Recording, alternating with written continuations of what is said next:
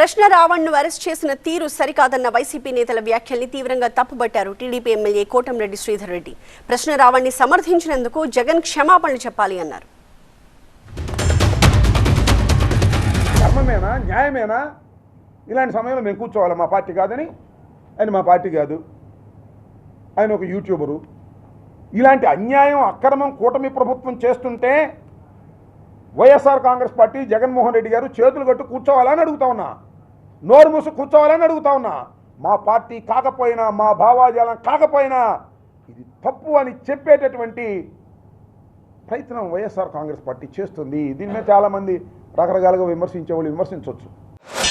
ఈ దేశం మీద నాకు నమ్మకం లేదు, నాకు దేశభక్తి లేదు, శ్రీరాముడిని గురించి నేను నీచంగా మాట్లాడతా, సీతమ్మ గురించి నీచంగా మాట్లాడతా, మహాభారతం గురించి నీచంగా మాట్లాడతా, బంగ్లాదేశ్లో ఉండే హిందువుల్ని, సాటి హిందువుల్ని ఉచ్చ నీచాలు మరిచి మాట్లాడతా. అలాంటి వ్యక్తిని జోసెఫ్ ప్రశ్న రావణ్ణి జగన్మోహన్ రెడ్డి గారు మీరు సమర్థించటం దుర్మార్గం. న్యాయస్థానాన్ని, ఎందుకంటే ఈ యాక్ట్ పెడితే, ఈ సెక్షన్ పెడితే లోయర్ కోర్టు బెయిల్ ఇవ్వడానికి వీల్లేదు. అందువల్ల లోయర్ కోర్టుల మీదే ఛాలెంజ్ చేసే పద్ధతుల్లో ఇవాళ వక్రీకరించి ఒక తప్పుడు కేసు పెట్టారండి. తప్పుడు కేసు.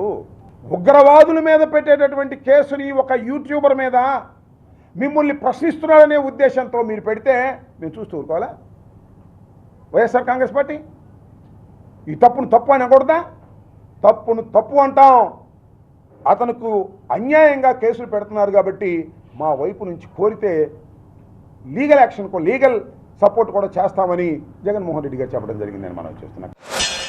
ఒక పక్క హే రామ్ అంటూ, మరో పక్క జై జోసెఫ్ రావణ్ అంటున్న మీరు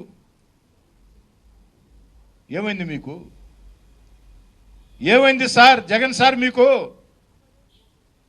ఖచ్చితంగా ప్రజా జీవితంలో వైఎస్ జగన్మోహన్ రెడ్డి గారు కొనసాగాలనుకుంటే కోట్లాది మంది భారతీయులకి జగన్మోహన్ రెడ్డి గారు క్షమాపణ చెప్పాల్సిందే.